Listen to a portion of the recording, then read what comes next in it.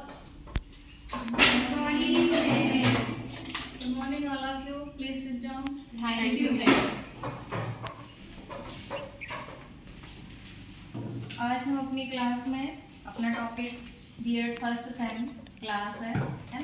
अपने पेपर का नाम क्या है बताएंगे कोई? Education in India. Education in India status problems and issues. ठीक है ना। आगे हम देखते हैं। आज हमें अपनी शुरुआत करनी है बौद्धकालीन शिक्षा की विशेषताओं से। ठीक है, बौद्धकालीन शिक्षा की विशेषताओं में हमें देखना है कि जो बौद्धकालीन शिक्षा थी वो स्वतंत्र तो थी लेकिन मठों से शुरू होती थी। जैसे आज के समय में हम स्कूल, कॉलेज, विद्यालय इस तरह से कहते हैं, तो उस टाइम पे मठ हुआ करते थे। तो बौद्धकालीन जो शिक्षा थी स्वतंत्र थी लेकिन मठों में संचालित होती थी। प्राथमिक शिक्षा निःशुल्क दी जाती थी और उच्च शिक्षा के लिए रोज दान देना पड़ता था या फीस देना पड़ती थी, कुछ इस तरह कह सकते हैं।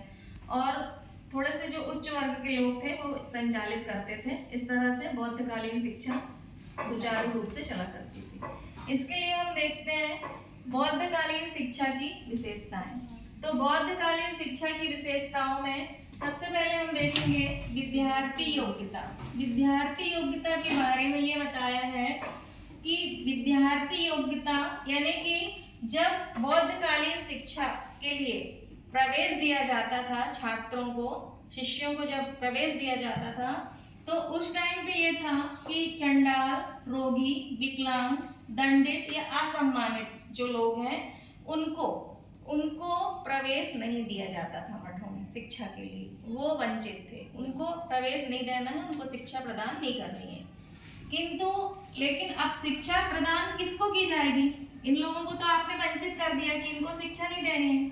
तो शिक्षा की जो शुरुआत है वो बालक की उम्र, उस टाइम पे बालक की आयु कितनी होना चाहिए? 8 वर्ष। उसके बाद जो विद्यार्थी 12 वर्ष के बाद भ्रमण में रहेंगे। 12 वर्ष तक विद्यार्थी कहाँ पर रहेगा? भ्रमण पे रहेगा। और फिर उसके बाद 20 वर्ष बाद वो भिक्षु बन सकता है। 8 वर्ष में आपको प्रवेश दिया गया, 12 वर्ष तक विद्यार्थी भ्रमण में रहेगा, उसी के अनुसार सीखता रहेगा और शिक्षा ग्रहण करता रहेगा। और 20 वर्ष के बाद जब वो 20 वर्ष का हो जाता है तो उसे भिक्षुक बन सकता है। वो क्या बन सकता है? 20 वर्ष के बाद भिक्षुक बन सकता है। भिक्षुक मतलब कैसा कि वो भिक्षा मांगकर खाएगा, दिए हुए वस्त्र पहनेगा, ये इसमें बताया है। और उस टाइम पे बौद्ध धर्म में बौद्धकालीन शिक्षा का माध्यम क्या था? पाली। ये क्लियर हुआ? अब आगे यहाँ पे देखो, सेकंड नंबर पे है पवज्जा संस्कार। पवज्जा संस्कार में ये होता था कि विद्यार्थियों को प्रवेश जब दिया जाता था तो प्रवेश देने के नियम क्या थे? उस टाइम पे प्रवेश देने के नियम ये थे कि जो भी छात्र या शिष्य जो मठ में प्रवेश ले चुका है वो अपने सिर के बाल मुड़वाएगा, है ना, बाल देना होंगे उसको, और पीले वस्त्र धारण करेगा। पीले वस्त्र धारण करने के बाद भिक्षुक के पैर छूना, जो बड़े सीनियर कहते हैं हम आज के मान से, जो सीनियर स्टूडेंट हैं, जो सीनियर भिक्षुक हैं, बड़े भिक्षुक हैं, उनके जो नए प्रवेशित शिष्य हैं, छात्र हैं, वो बड़े भिक्षुक के पैर छुएंगे और पैर छूने के बाद पालथी मारकर बैठ जाएंगे। ठीक है, पालथी मारकर बैठने के बाद उनको 3 मंत्र बोलने होंगे। 3 मंत्र बोलने होंगे। तो पहला मंत्र होगा बुद्ध शरणं गच्छामि, धम्म शरणं गच्छामि और संघ शरणं गच्छामि।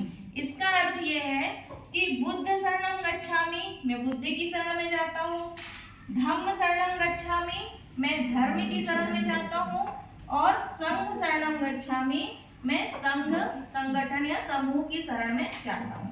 इस तरह से ये इन्होंने पवज्जा संस्कार में बताया था प्रवेश देते समय कि ये नियम लागू होंगे।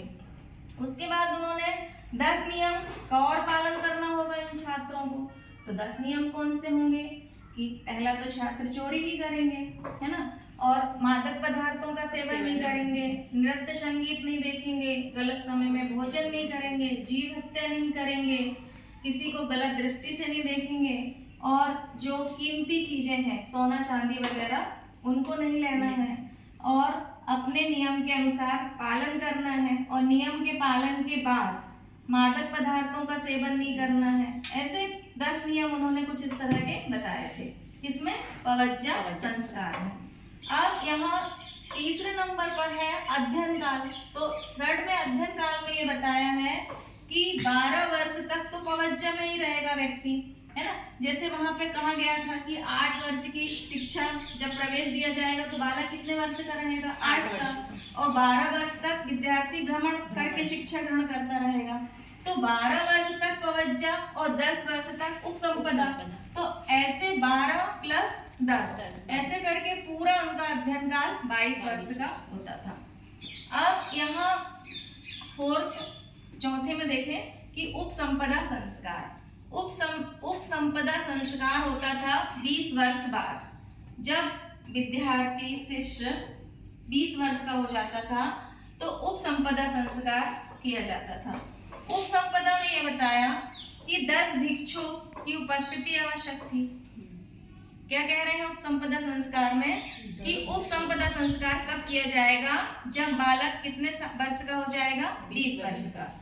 लेकिन इसमें 10 भिक्षुक की उपस्थिति आवश्यक है। भिक्षुक मतलब जो हमारे सीनियर छात्र हैं, जो सीनियर शिष्य हैं हमारे, उनको भिक्षुक कहा जाता था।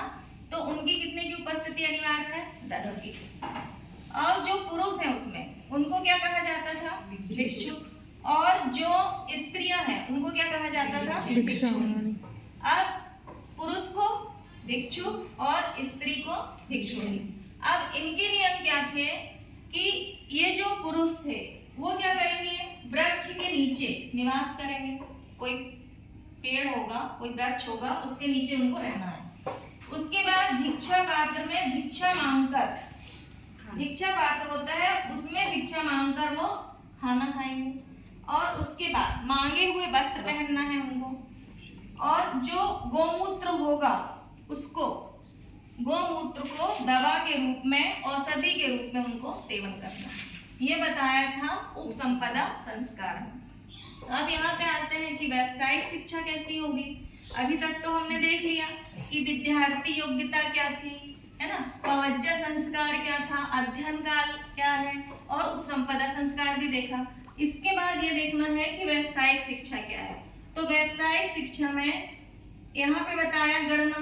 गणना मीन्स जो हम एक जोड़ घटाओ, है ना, गुणा भाग, ये सब एक रखते हैं, हिसाब रखते हैं। तो गणना के मान से गणित शिक्षा कह सकते हैं। कृषि है, वाणिज्य, कुटीर उद्योग है, पशुपालन है, हस्त ज्ञान है, इंद्रजाल है, मृतकों को जीवित करने के मंत्र है इसमें, और पशुओं की बोलियों का ज्ञान बताया था। धनुर्विद्या कैसे दी जाती है उसके बारे में, और भविष्य कथन क्या होंगे, इंद्रियों का वशीकरण कैसे कर सकते हैं। तो इंद्रियों के वशीकरण में 5 तरह की इंद्रियां, जैसे आँख, नाक, कान, जीभ, त्वचा, इनको हमें बस में करना है। कैसे हम इनको बस में कर सकते हैं? तो इस तरह की शिक्षा व्यावसायिक शिक्षा के अंतर्गत इतने उन्होंने अपने सब्जेक्ट रखे हुए थे। तो इस तरह से बौद्धकालीन शिक्षा में ज्ञान प्रदान किया जाता था। तो बौद्धकालीन शिक्षा चूंकि मठों में दी जाती थी, उनके थोड़े से कठिन नियम भी थे बालकों को, लेकिन इसमें यह था कि ये अध्ययन 22 वर्ष में पूर्ण हो जाता था। इस तरह ये बौद्धकालीन शिक्षा की विशेषताएं हमने देखी, और आगे हम अगले टॉपिक में देखेंगे। ठीक है, थैंक यू।